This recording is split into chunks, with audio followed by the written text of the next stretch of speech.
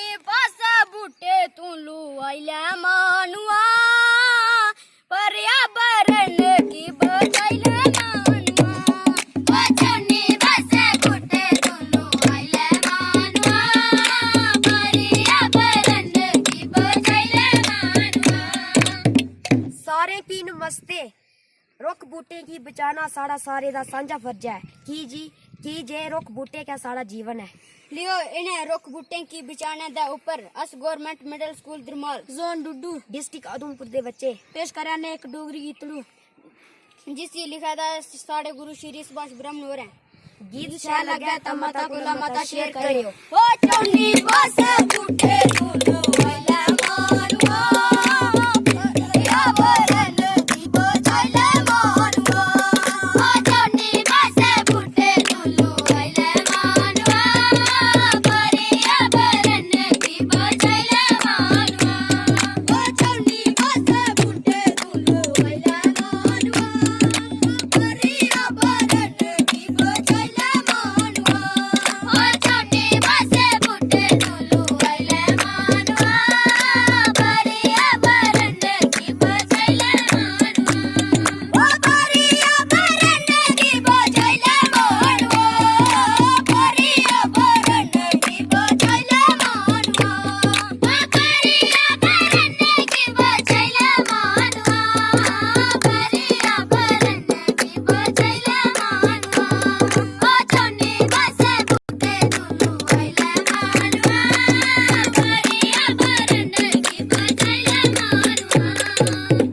ओ रुख बूटे धरती दा शंगार मानुआ एदे बाजा चलदा नहीं संसार मानुआ ओ रुख बूटे धरती दा शंगार मानुआ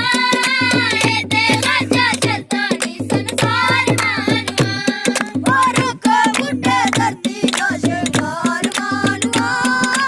एदे बाजा चलदा नहीं संसार मानुआ ओ रुख बूटे धरती दा शंगार मानुआ एदे बाजा चलदा नहीं संसार मानुआ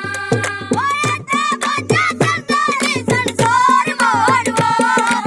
एदे बाजा चलदा नहीं संसार मानुआ ओ एदे बाजा चलदा नहीं संसार मानुआ एदे बाजा चलदा नहीं संसार मानुआ ओ चौनी पासा बूटे तू लू आइला मानुआ पर्यावरण की बचाइला मानुआ